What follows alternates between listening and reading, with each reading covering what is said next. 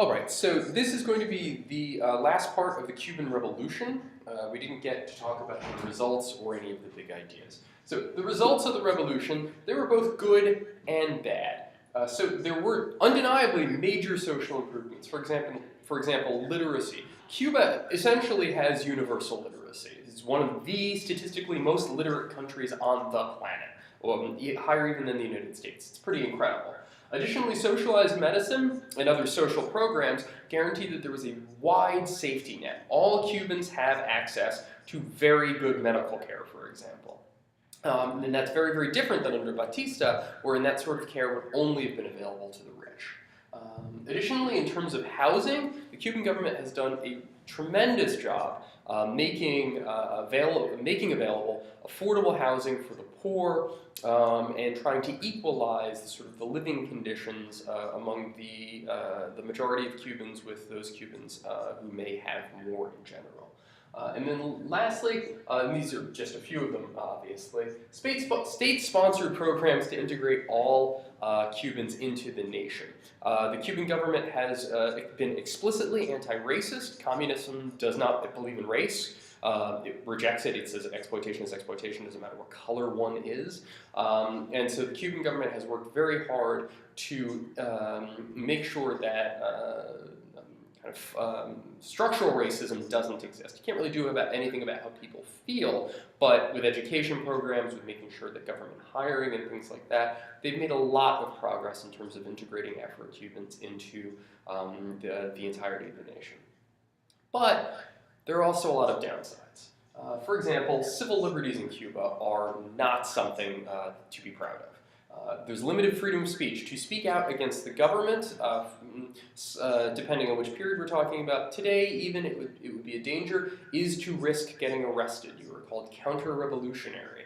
And so you can't speak out against the government. The idea of political prisoners. People who disagree with the government can be arrested and locked up, merely for disagreeing with the government.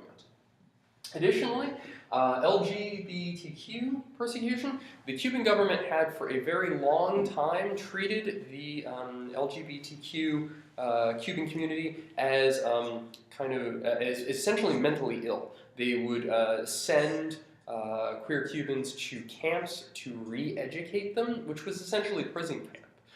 Che Guevara himself, for example, led in the opening years of the revolutionary government, led a pretty brutal campaign against homosexuality in Cuba and against homosexuals in Cuba, which is not something to be proud of either.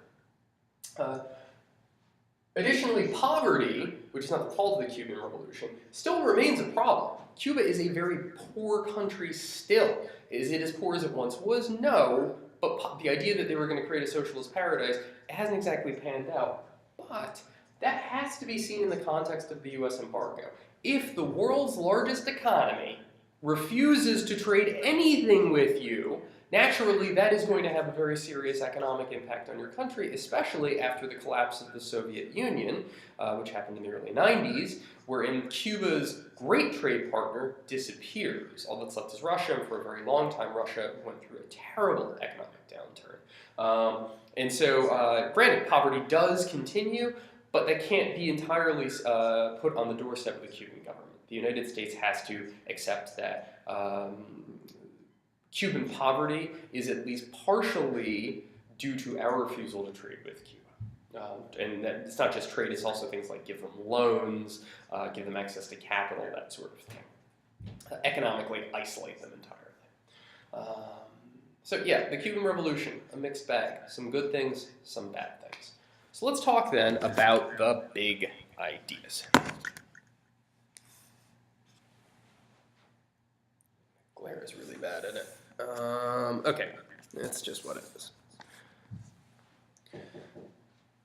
So one of the big ideas is it confirms the United States communist threat, the fear of the USSR exporting communism. Just like when the Haitian Revolution created tremendous fear of Haiti, of slaves and slave uprisings, so too does the Cuban Revolution come to represent the worst case scenario to the United States.